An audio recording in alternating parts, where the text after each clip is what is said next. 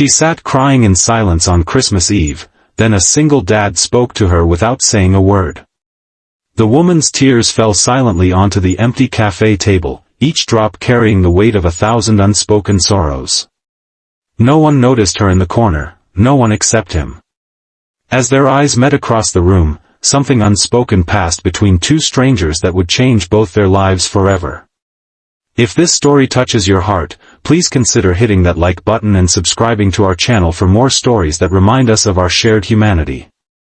Your support helps us continue sharing these moments that matter. Emma Matthews hadn't planned to spend Christmas Eve alone in a nearly deserted cafe, but here she was, 34 years old with nowhere else to go. Outside, snow drifted lazily past the windows, coating the small town of Millfield in a deceptive blanket of peace and beauty. Christmas lights twinkled along the street, their cheerful glow a stark contrast to the hollow ache in her chest. 3 months ago, she'd had everything: a fiancé, a job she loved teaching music at the local elementary school, and a future that seemed certain. Now, she had a hastily packed suitcase in her car and a resignation letter in her email drafts. Tomorrow, she would drive to her sister's house 4 states away and try to rebuild some semblance of a life from the wreckage of broken promises and betrayal. Emma wiped her eyes with the sleeve of her sweater, embarrassed to be crying in public but unable to stop the tears. The cafe was nearly empty, just her, the barista who kept glancing at the clock, clearly eager to close up and get home for Christmas Eve celebrations, and a man sitting across the room with a little girl who couldn't be more than 7 or 8. The girl was coloring intently, her tongue poking out in concentration as she worked on what appeared to be a Christmas card. The man, her father, Emma presumed, was watching her with such tenderness that Emma had to look away. It hurt too much to witness that kind of love when her own heart felt so shattered. She'd come to the cafe because her apartment, their apartment, felt suffocating with memories. David had moved out weeks ago, taking half their shared possessions and all of her trust with him. The engagement ring she'd returned sat in his dresser drawer. She knew because she'd watched him toss it there carelessly, as if the promises it represented meant nothing. "It's just not working, he'd said, not even looking her in the eye. "I need something different." Different turned out to be Melissa, the new administrative assistant at his law firm. Emma had discovered the affair by accident, a text message that popped up while she was using his phone to order takeout. The casual intimacy of it had stolen her breath. "Miss you already. Can't wait for tonight." When confronted, David hadn't even tried to deny it. "It just happened," he'd said, as if falling into another woman's bed was as inevitable and blameless as gravity. Emma stared into her cooling coffee, wondering how she could have been so blind. The signs had been there: late nights at the office, sudden business trips, the growing distance between them. She'd attributed it to pre-wedding stress, to his recent promotion. She'd made excuses for him because that's what you did when you loved someone. You believed in them. A fresh wave of tears blurred her vision. Emma fumbled in her purse for a tissue, knocking her phone to the floor in the process. Before she could reach for it, a small hand appeared, offering the phone back to her. "You dropped this," said the little girl from across the room. Up close, Emma could see that her eyes were a striking blue, framed by dark lashes. She wore a red dress with white tights, her brown hair in 2 neat braids tied with Christmas ribbon. "Thank you," Emma managed, taking the phone. The girl didn't leave. Instead, she studied Emma's face with the unfiltered curiosity of childhood. "Why are you crying? Did you hurt yourself?" Emma tried to smile. "No, sweetie. Sometimes grown-ups cry when they're sad, that's all. My daddy says it's okay to cry when you're sad. He says tears help wash the sad away so new happy can grow." Emma glanced over at the man, who was now standing a respectful distance away. He gave her an apologetic smile and a small shrug, as if to say, "Kids, what can you do?" "Your daddy sounds very wise," Emma said. "He is," the girl agreed solemnly. "I'm Lily." "What's your name?" "I'm Emma." "That's a pretty name." Do you want to see my Christmas card? I made it for my grandma, but I can show you first. Before Emma could respond, Lily had darted back to her table and returned with her artwork, a somewhat lopsided Christmas tree adorned with colorful fingerprint ornaments.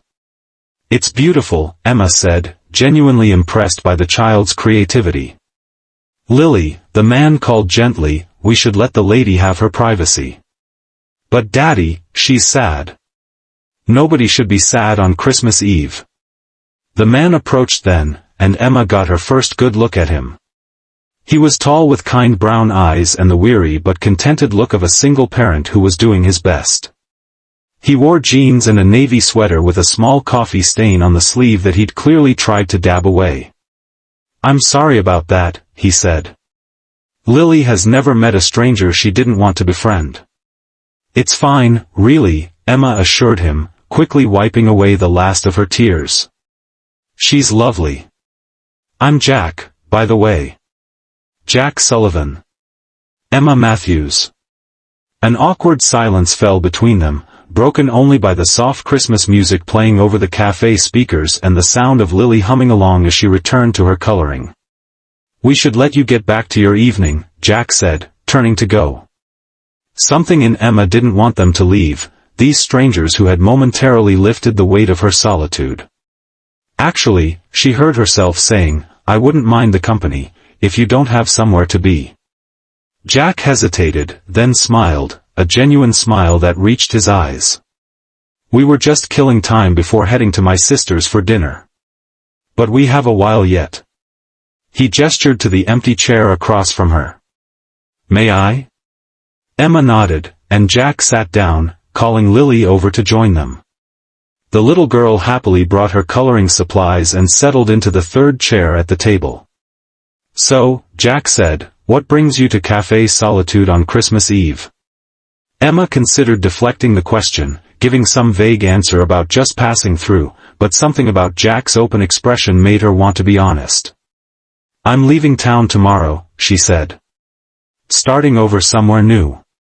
Ah, Jack nodded, not pressing for details. Fresh starts can be good. Daddy and I had a fresh start, Lily piped up, not looking up from her coloring. After Mommy went to heaven. Jack's expression flickered with old pain. Lily's mother passed away when she was 3, he explained quietly. Cancer. It's been just the two of us for 4 years now. I'm so sorry, Emma said, feeling a pang of shame for wallowing in her own problems when this man had faced something far worse. It was hard, Jack acknowledged. Still is, sometimes. But we're doing okay, aren't we, Lil? Lily nodded emphatically. We're a team. Yes, we are. Jack ruffled his daughter's hair affectionately. So, Emma, where are you headed for your fresh start? My sister lives in Colorado. I'm going to stay with her until I figure things out. Teacher? Jack asked, nodding toward the music note pendant Emma wore, a gift from her students last Christmas. Yes, music. Elementary school. How did you know? Lucky guess, he smiled. Plus, you have that patient look about you. The kind that doesn't flinch when a strange child interrupts your private moment of despair. Emma laughed despite herself. Well, children are generally more welcome interruptions than adults. Fair point, Jack conceded. What about Colorado? Will you teach there too? Emma sighed. I don't know. I loved my job here, but... She trailed off, not wanting to get into the complications of working at the same school where David's new girlfriend's son was a student. Jack seemed to sense her reluctance to elaborate. Well, good teachers are needed everywhere. I'm sure you'll find your place. What do you do?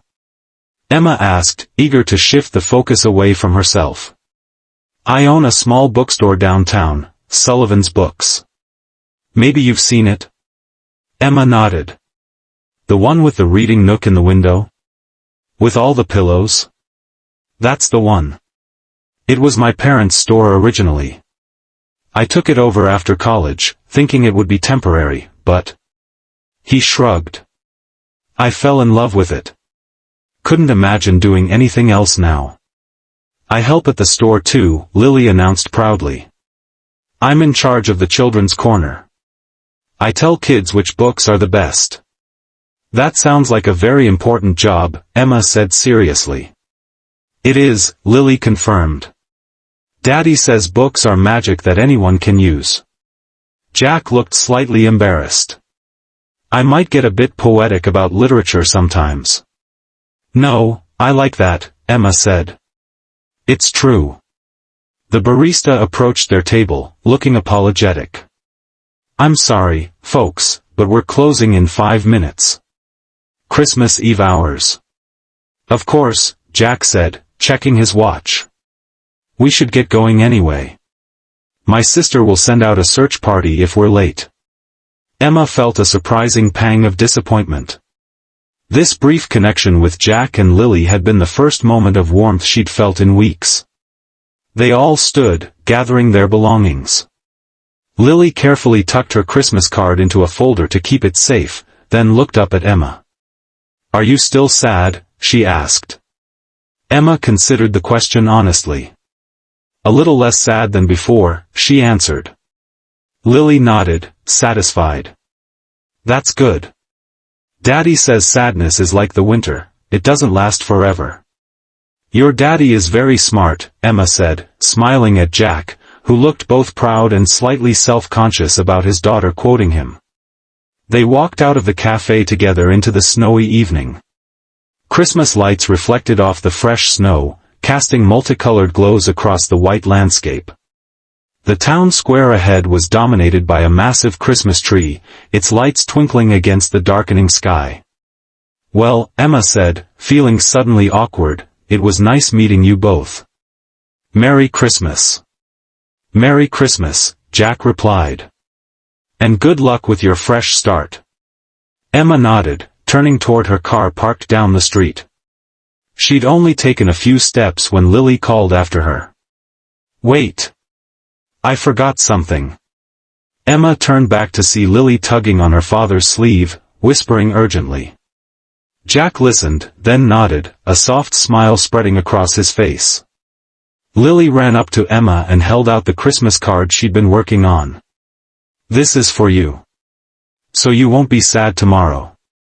Emma took the card, stunned by the gesture. But, this was for your grandma. I can make another one, Lily said with the easy generosity of childhood. Grandma won't mind. She says sharing is what Christmas is about. Emma opened the card to find Lily's colorful fingerprint Christmas tree and, beneath it, in careful child's handwriting, Merry Christmas. Love, Lily.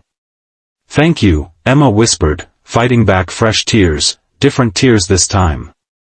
Jack approached, hands in his pockets. Sorry about that. She insisted. No, it's perfect, Emma said, carefully placing the card in her purse. You have an amazing daughter. She has her moments, Jack agreed, looking at Lily with undisguised love.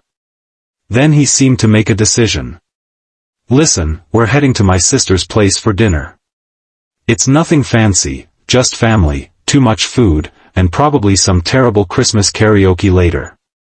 But if you don't have plans, you'd be welcome to join us.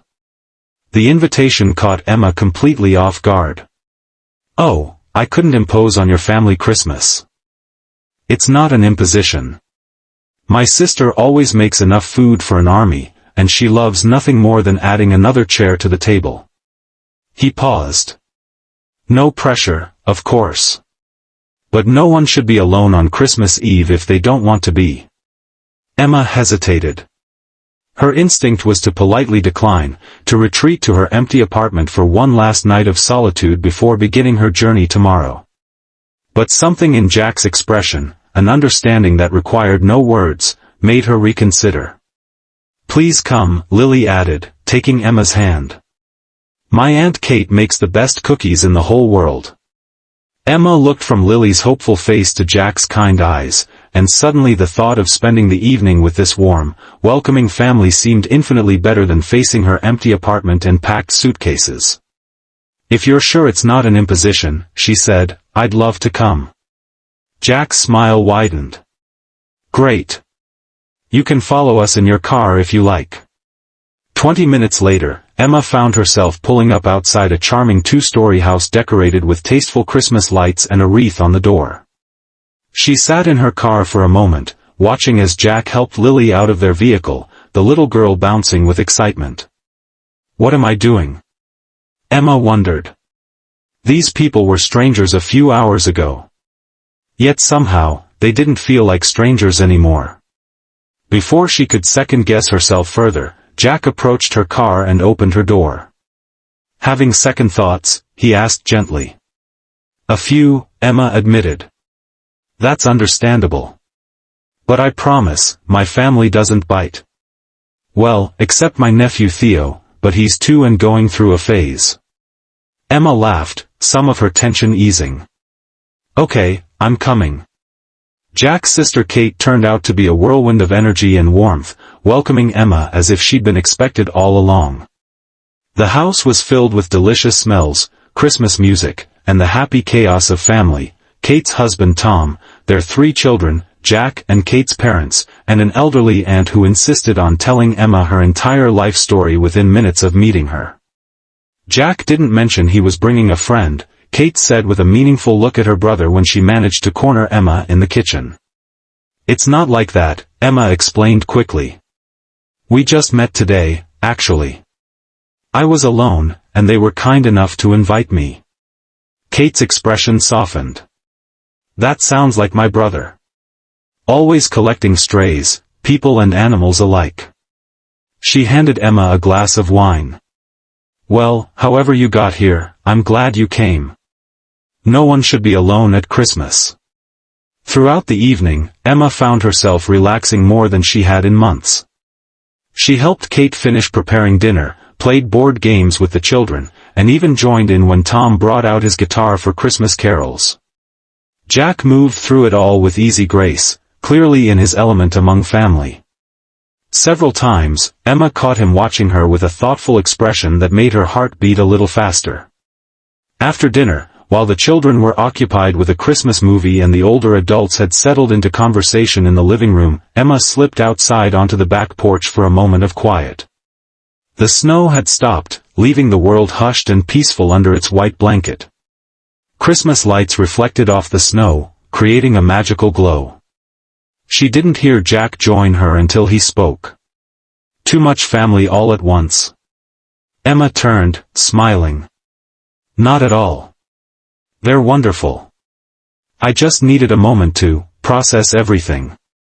Jack nodded, leaning against the porch railing beside her.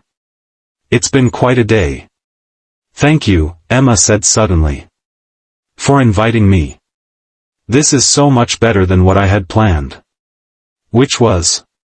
Sitting in my empty apartment, feeling sorry for myself, and watching It's a Wonderful Life, while pretending I wasn't crying. Jack chuckled. Well, we'll probably watch that later anyway, but at least you won't be alone while you pretend not to cry. They stood in comfortable silence for a moment, watching their breath form clouds in the cold air. Can I ask what happened? Jack said finally. What you're running from? Emma sighed. The usual cliché. Fiancé cheated, dreams shattered, trust broken. Nothing original. Pain doesn't have to be original to be valid, Jack said quietly. Emma looked at him, struck by the simple wisdom of his words. How did you do it? She asked. After your wife died. How did you keep going? Jack was quiet for so long that Emma thought she might have overstepped. But then he spoke, his voice low and thoughtful. One day at a time. Some days, 1 hour at a time. I had Lily, so I didn't have the luxury of falling apart completely. He paused. There's this quote I read once, about how grief is just love with nowhere to go. That made sense to me. All that love. Jack took a slow breath, his eyes fixed on the snow-covered yard. There's this quote I read once, he continued softly, about how grief is just love with nowhere to go. That made sense to me. All that love I still had for Lily's mom. I didn't want it to turn into bitterness. So I decided to pour it somewhere else. Into my daughter. Into my bookstore.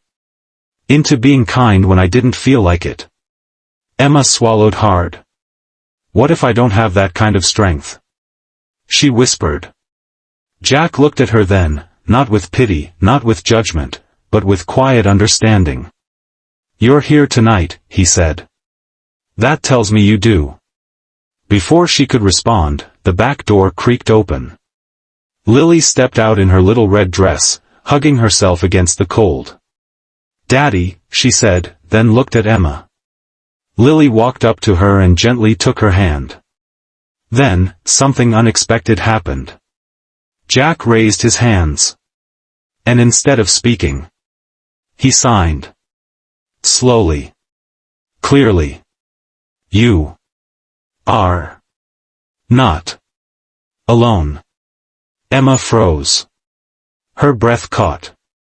He knew sign language. I started learning after Lily's mom got sick, Jack explained gently. The treatments affected her hearing near the end. We wanted her to never feel isolated. Emma's knees nearly gave out. She hadn't told them. Hadn't mentioned it once. But Emma had been born deaf in one ear and had gradually lost most hearing in the other over the past 2 years. Music, the thing she loved most, had slowly started fading from her world. It was part of why everything with David had fallen apart. He'd grown distant when she started struggling to hear. He said it changed things. Jack signed again. More confidently this time. Come with us tonight. For real. Not just dinner. Not just Christmas Eve. But life. Emma's vision blurred, not from sadness now, but from something warmer. Hope. For the first time in months, she didn't feel broken. She felt seen. Under the glow of Christmas lights and the quiet fall of snow, Emma did something she hadn't done in a long time. She let herself believe in a new beginning.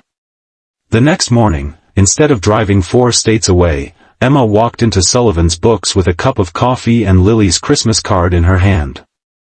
Colorado could wait. Sometimes, the fresh start you're searching for isn't somewhere new. Sometimes, it's someone who speaks to you without saying a word. And that Christmas Eve, in a nearly empty café, 2 broken hearts found a language stronger than sound.